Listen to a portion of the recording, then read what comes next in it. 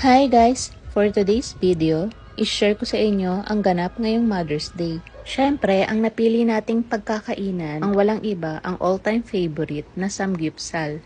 At eto nga ang napili namin, ang Wagyu Niku. Nakailang beses na rin kami nagpunta dito, siguro more than 5 times na. At eto ang una nilang sinerve, yung in-order namin na best seller na chicken wings, tsaka yung sushi nila. At eto naman yung miso soup. At eto naman yung marble potato, kimchi, tsaka yung japchae. At eto naman yung kanilang wagyu, beef enoki, at yung pork loin. At eto nga yung pangmalakasan nilang chicken wings. Ang sarap talaga nito. Actually guys, nag-aantay pa kami ng 1 hour bago kami makapasok sa loob. Dumating kami ng 6 PM, nakapasok kami ng 7 PM. Hindi na kami lumipat kasi nga traffic na din. Tsaka okay na din kasi dito, sulit talaga. Located sila sa Paliparan Road, Molino 4, Bacoor, Cavite. Besides Flying Bee Gas Station. Open sila everyday 10 AM to 10 PM. Then cut off nila is 9 PM. Tapos meron lang din silang 5 tables sa loob, kaya konti lang din yung mapapapasok nilang mga customer. At habang kumakain na nga kami, ang haba ng pila sa labas, hindi ko na nga lang nakuhanan ng video. Ayan, meron din silang wagyu cubes, tsaka cheese, unli cheese din yan. Tapos sa meats naman, ang favorite namin, yung beef enoki roll. Tapos sa pork nila, ayan yung standard ng cuts nila. Wala silang thinly sliced ng pork.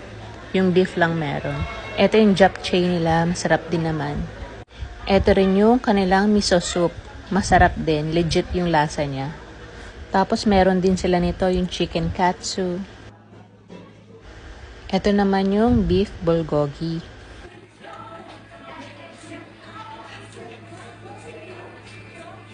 Ito naman yung kani salad. Ito yung kanilang sushi. Tapos ito naman yung kanilang chicken wings. Siguro naka 7 pieces ako nito.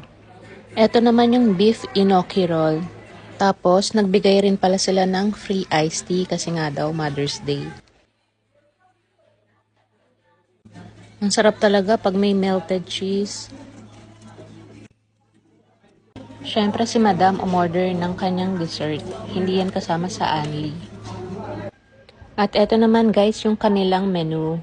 Ito yung premium combo na 499 na all meat. Ayun yung inabil namin. At eto naman yung 599 seafood combo na may kasamang seafood, scallops, shrimp at salmon belly, pati squid. After namin kumain, dumaan lang kami kay Lola Nenas para bumili ng siopaw para kay mother. Pero ending niyan, konti lang naman kakainin nila tapos ibibigay lang din sa amin.